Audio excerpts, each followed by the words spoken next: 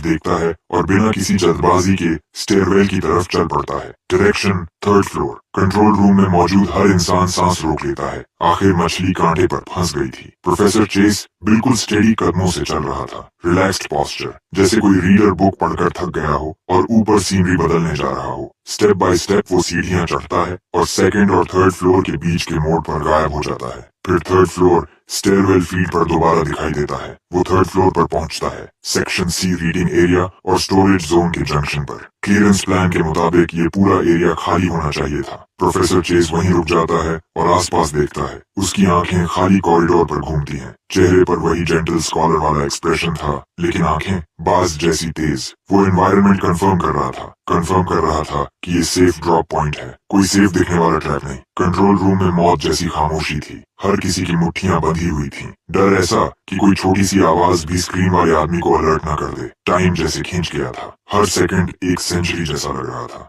आखिर professor chess संतुष्ट लगता है। वो आगे बढ़ता है और सीधे सेक्शन सी के लॉकर्स की तरफ चलता है। उसका टारगेट बिल्कुल साफ था, लॉकर 307। वो पॉकेट से एक की निकालता है, लेकिन वो नॉर्मल लॉकर की नहीं थी, एक एंटीक ब्रास की, अजीब शेप वाली। वो उसे लॉकर 307 के की होल में डालता है। मूव! सेलिना की आवाज बर्फ टूटने जैसी क्रैक करती है और हर ईयरपीस में गूंज जाती है। उसके शब्द खत्म भी नहीं होते कि पहले खाली पड़े कॉरिडोर से, बुकशेल्फ्स के पीछे से, सीलिंग वेंट से 1 दर्जन से ज्यादा काले फिगर्स निकल आते हैं। नेशनल सिक्योरिटी के एलीट ऑपरेटिव्स, शैडोज से पैदा हुए गोस्ट्स, साइलेंट, लाइटनिंग फास्ट। ऊपर से एक स्पेशलाइज्ड इलेक्ट्रोमैग्नेटिक पल्स नेट गिरता है और प्रोफेसर चेस को पूरी तरह घेर लेता है। चारों तरफ से 1 दर्जन बंदूकें उसकी तरफ उठ जाती हैं। ऑपरेशन शुरू होने से लेकर पूरी तरह दबोचने तक आधा सेकंड भी नहीं लगा। प्रोफेसर चेस की पूरी घुमा भी नहीं पाया था। उसका एक्सप्रेशन फ्रीज हो जाता है। जेंटल स्कॉलर वाला मास्क एक पल में टूट जाता है और उसकी जगह इंटेंस शॉक और अजीब सी मुस्कान ले लेती है। हाँ,